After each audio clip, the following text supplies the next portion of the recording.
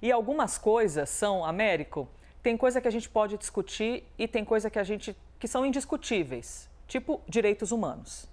Não tem assim, mas isso aqui é mais ou menos, não, então esse aqui eu tenho mais direito de fazer o outro sofrer, esse aqui eu tenho menos.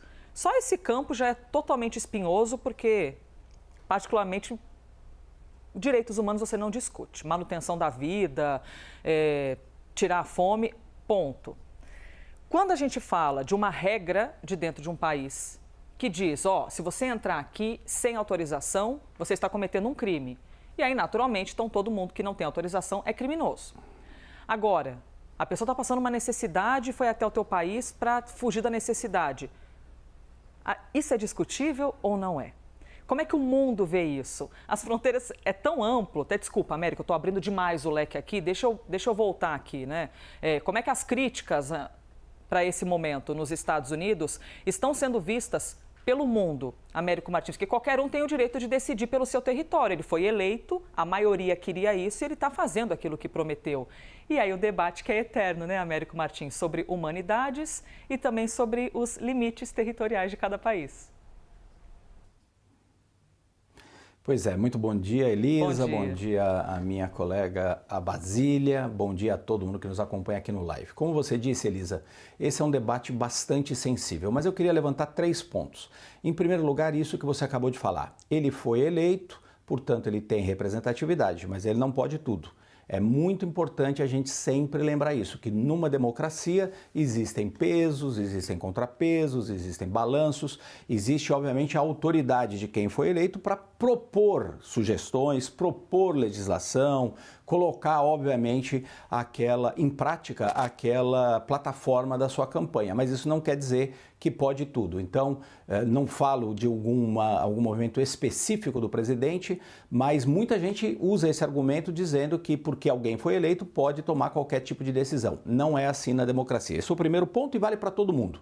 Não é apenas para o presidente Donald Trump, é para o primeiro-ministro aqui do Reino Unido, Sir Keir Starmer, para o presidente Lula, para os governadores do Brasil, para todos. Numa democracia, quem foi eleito vai, obviamente, sugerir e implementar a sua agenda, mas não pode tudo. E tem vários limites. Então, o segundo ponto que você colocou muito bem, Elisa, esse debate sobre direitos humanos e direito de cada país proteger as suas fronteiras. Existem alguns fatos aqui.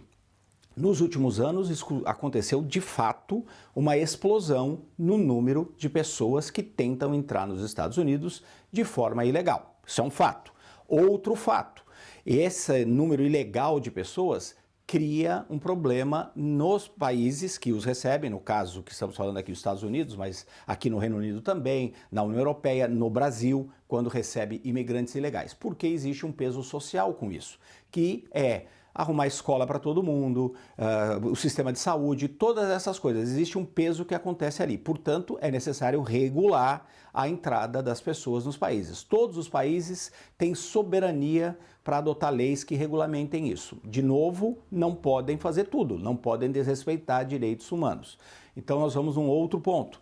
Existe uma parcela dessas pessoas que tentam entrar a qualquer custo nos Estados Unidos, que são refugiados, pedem asilo político, estão fugindo, por exemplo, de guerras, de conflitos muito sérios, são perseguidos por diversas razões nos seus países. Os Estados Unidos são signatários, assim como o Brasil, de uma série de tratados que garante os direitos dessas pessoas. Isso precisa ser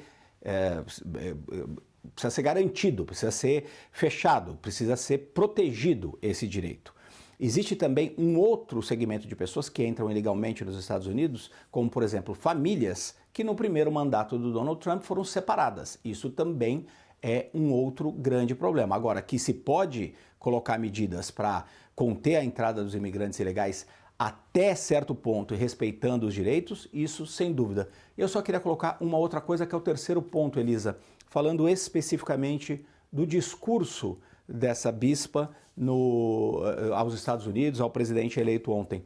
Ela colocou uma crítica, colocou de uma forma muito civilizada, muito calma, apresentando inclusive dados com relação aos imigrantes e com relação às pessoas transgênero, por exemplo, que estão com medo neste momento, e ela simplesmente foi a porta-voz de uma crítica que uma parte da sociedade americana vai fazer. Então o Donald Trump pode exigir as tais desculpas, não tem razão para isso, porque ela foi absolutamente civilizada, calma, apresentou fatos, não foi desrespeitosa em nenhum minuto. E ele precisa se acostumar também, porque daqui para frente, sentando na Casa Branca, muita gente vai criticar muitas das políticas do Donald Trump e que sejam feitas da forma como ela fez, de uma forma civilizada, calma, apresentando dados concretos. Américo Martins, Basília Rodrigues, trazendo análises, olhares, com tantos anos de experiência jornalística e fazendo parte da nossa programação diariamente aqui na CNN Brasil.